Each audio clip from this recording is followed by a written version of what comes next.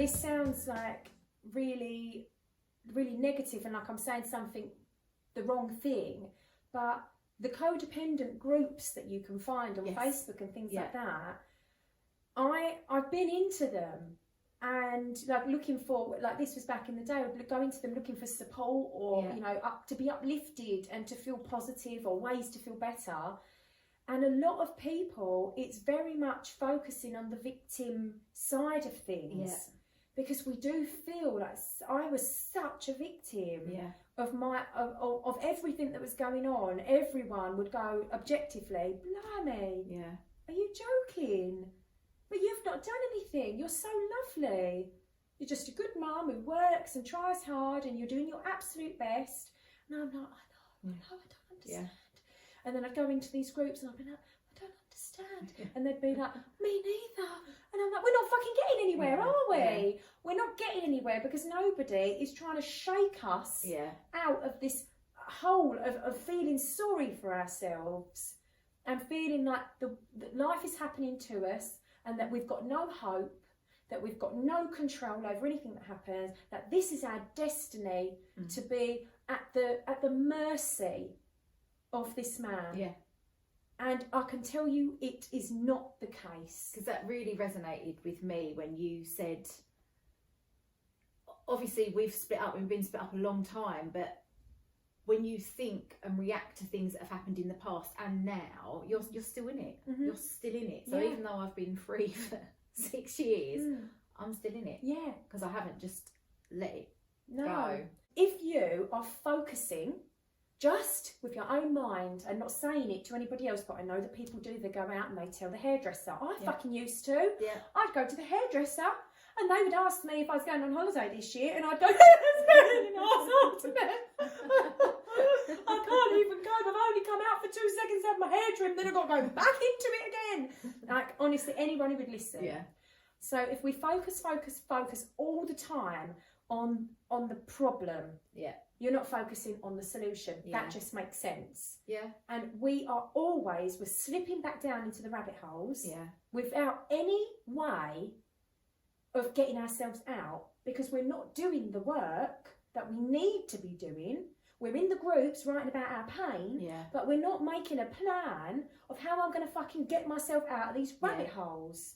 It's like, how do you, because I've known for a long time that I need to stop being so angry, but I've just been like, but how do I stop being angry? Because it's so much, do you know what I mean? But it is literally just a case of just... Well, there's an emotional scale, right? And it's like a little ladder. And joy, ecstasy, orgasms, all that sort of thing is like heaven on earth is right at the top of the emotional scale. Not that an orgasm is an emotion, but you get what I mean. And then the bottom of it is despair and utter hopelessness. And in between, it obviously you have to go through these stages, and there's like 24 stages or something like that. You could Google it, you could look it up, the emotional scale. And if you're sitting in anger, that's good. Like, you don't stay there. That's where you make a plan. Because we're not looking down at despair and going, I want to feel despair. Do you feel despair? I feel despair too. Slip down the ladder. You can stay around that area. You can go down a rung and up a rung. You don't want to be slipping down into despair. And you've got to be realistic. You've got to climb. So maybe you're going to go from anger to disappointment. Or maybe you're going to go from anger to frustration. But that doesn't feel like a stretch. That's an improvement. So then look up. And then it's just going to be, I feel mildly content.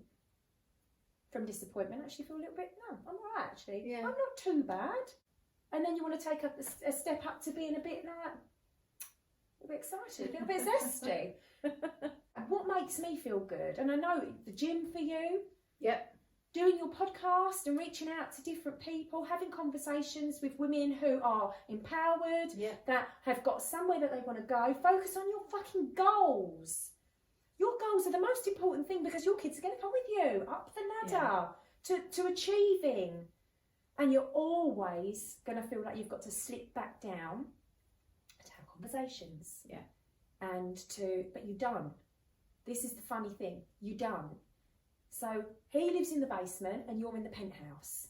But if he wants to stay in the basement, that's on him, that's up to him. Yeah. Yeah. If he's going to choose to grow and rise, amazing. But you can't make him. Yeah. Absolutely. Did it work? No. When you tried? No. It doesn't work. All it does is piss him off. Yeah. Don't poke the bear. Don't make him think he's not in the penthouse. He thinks he's up there. Naively, he thinks he's up there, loving life, but he feels like shit, and we all know it. Yeah. We all know they feel like shit. They want us to feel like shit, so they drag us down as well, but we let them. If they're in the basement and you're in the penthouse, and you've got to walk down the stairs to talk to them, don't do that. Yeah? Just shout down. Send a letter. Like, don't let them affect your mood. Yeah. They don't have to come up to you. You can communicate. You know, there's people at work that are moaning, miserable, oh, everything's shit, but you've got to work together. You have to find a way to communicate with them. Yeah. But we don't mind that because there's no emotional attachments, and they didn't have my kids, and I haven't had sex with them yet. Maybe we will. Let's see how we get on. But we go in and we go limping in, and we slip all the way down the stairs, and we go, all right. Yeah, I'm all right. Oh, and then you walk away, you're like, oh, that was horrible. He made me feel horrible feelings. No, I'm sorry. Yeah. That's not true. Do not go past your level. Don't go downtown. Yeah, you can get mugged on the way. It's not nice down there. We know it isn't. It is hard. Don't get me wrong. And the hardest part for me was getting myself out of that pit of despair that I was in. Yeah. And the only way that I can say to do it is to be coached. But genuinely, that was the quickest route, because I tried counselling, and my counsellor was excellent. My head was just full of noise and full of thoughts and full of feelings and emotions and blackness. And all of this, the pain I was in on the train and at lunchtime, and unless I was fully distracted, I was in it, living in it again. Like there was no way out. Day in, day out for like 2 years. And I went to the counselling, and she quietened that noise down, and all of those voices, they sort of started to go away, and then I was just left on my own, and I was lonely. Yeah. And I didn't know where to go, and I didn't have any tools. I was just sort of like, right, well, I'm still in despair. Yeah. I really am. You know, it's not as intense, but I'm still in despair because I don't know how to fix it. You know, I don't know, I can cope just. But like when I started coaching, like I did obviously a program myself, because I think every good coach does. And it was such a journey of like, I'll do that. Thank you. Like, and I'll do that, and I'll try that. That's amazing. And it really did give me that ability to remember, you know, like when I started slipping down, I'd remember that, oh, I can try this. Yeah. That might help me. Because some people, they love to sit and wallow, and they don't want to be helped. Yes. Yeah. I've had calls with women who say that they want to be coached, and all they do on the call is they try and make me feel their pain. Yeah. They want me to live down there in their basement with them. They've got no interest in a solution. They've got no interest. I'm like, the door's here, hon. Yeah. It's here. And they're like, bah, and I'm like, I can't help you. I wish I could. And old me would have been in there swimming around with them, trying to get them under the chin and breathing until I died. Yeah. And I drowned with them. And that's what we do with our narcissist, isn't it? Yeah. Yeah. But we can actually help ourselves if we stop identifying so heavily as the victim, giving all of the power to them. Yeah. You know, like, we're all right now. Yeah. But that's the man who, tore my heart out. Yeah. And shat on me for years. We weren't even together and he was shitting on me. Like, it was just horrendous. Yeah. You know? And we're all good now. We'll never be best mates because we do live on different floors. But we can I'll shout down, all right, you're right down there, how you called that rat the other day, and got enough to eat. You know, and I'm sure there's people watching who will be like, oh my God, I can't imagine that would ever happen. And I promise you that I felt I was like, but you don't understand. My narcissist is worse. Yeah. Because mine was worse. because I am the queen victim. Yeah. Did you But know it what is, he it did gets to like a me? competition, It isn't fucking it? does. When you're... And in those groups as well. Yeah. It gets really savage. Yeah, but do you know, but did your one hit you? Oh, he didn't. Oh, well, that's not really abuse then. And it's like, oh, for fuck's sake, come on. Yeah. You know, this is not how we support each other and lift each other up. Yeah. And that's not going to make you feel better saying that. What that's doing is it's fully identifying you as his victim. Yeah. And you're getting something out of it. Because we always do. As codependent, I got pleasure from the one time when he would turn around and give me a crumb of love. Yeah. I feel like I'd won the game. Tick, I've won. And then he would get something out of seeing me weaken. Yeah. It takes two to tango. Like, I'm sorry, I'm like the most boring person in the world to him now. He gets zero pleasure out of me because I just go, okay. He messaged me, I've sent you £2,000, I didn't even reply. Did you? How do codependent and narcissistic relationships, what do we gain from each other? What's the common thread? What's the pattern? Yeah. Because I was serious about healing. I wasn't one of these that was like, I need a coach. Because guess what he did to me yesterday? Thanks for listening. Off they go back into the same thing. I wasn't one of them. Yeah. I wanted answers. So, okay, I didn't even know I was a codependent and he was a narcissist, but I was researching. This behaviour is not normal, and my feeling doesn't feel normal. You know, people are going, but you've only said this, but I'm like, but I'm fucking crushed. I'm utterly crushed. I don't know how to breathe anymore. And I don't know how to say no to anything. It's all consuming, and I knew it wasn't normal, or it didn't feel healthy. Yeah. And so I researched it. I was like, fuck, I'm a codependent. And he's narcissistic. What's the traits? And then you educate yourself. And I learned a lot. Like the less so it's like a vampire. So if he's like a vampire trying to suck my blood, and the more empathetic you are, and the less of a person you are, and the more of a people pleaser you are, the more tasty and delicious your blood is to the vampire.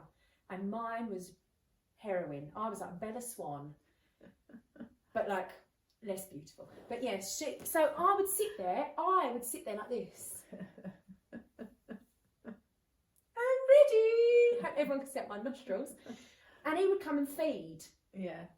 And I realised, because as soon as I heard that analogy, and I was like, that's how it feels to me. Like I'm a lamb to the slaughter. And I'm like, I can't be part of this anymore. Yeah. This is wrong. And so the only shift that you need to make is to just go, just don't keep offering yourself up for it. Don't entertain it. Don't comment back. Give them nothing. Become the most boring person on the planet. So I did. I went grey rock. It's a technique. And I used to turn up like now, like how much energy I've got. Yeah. If you were an energy sucker, you would literally just feed off of me, and it would fill you up, because I've got like a really big personality. I've got like so much energy, and you've got your own energy. You don't need any of mine, but it's not like that with them. Yeah. And I would turn up at the door, and I would just sort of glaze over, and everything he said, I'd go, okay. Or sometimes I wouldn't even comment, and he'd go, what's the matter with you? What's wrong with you? Like you apparently said to someone like, I message her, and all I ever get is a thumbs up. And it infuriates them, because that's not the normal exchange. But eventually they get, I'm going to have to go to another power source here. I'm going to have to go to somebody else that bleeds for me. Parents, you know, friends, family, whoever else it is that are, you know, their supply before you came into the picture. They're going to have to go back off to them. And that's their battle to fight. You can't save them, I'm afraid. Yeah. But you've got to look after yourself. And that's one thing that I did that really worked well, is I just stopped engaging. Yeah. And it ain't that hard. I know that the ego goes, they're going to kick off. Yeah. but they're going to kick off. Let them kick off. Don't be afraid, because they're going to kick off anyway. Yeah, yeah. So it's never going to feel that bad, but there's that rabbit hole. Yeah. You're going to fall into that rabbit hole of fear. Yeah. But you've got to be brave. You have to remember why you're doing it. Look at the kids and just think, I'm not going to be this weak human anymore. Yeah. Not going to be a doormat. Yeah. Because you're choosing to be a doormat.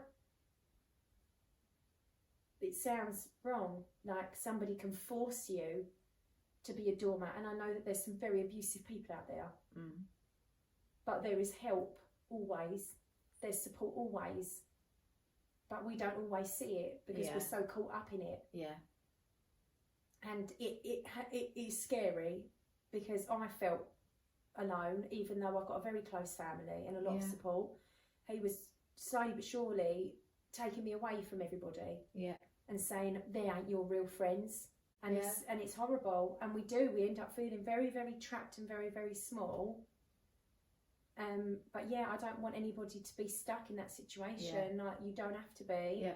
Because that fear, that real fear in your gut, it's actually not real. Yeah. It isn't real. I know it feels real. It feels so fucking real, but it's like a nightmare. Yeah. And nightmares aren't real as much as we believe that they are. Yeah. Oh my God, I now have talked. I don't fucking shut up. What is the time? I've been 7 o'clock at night.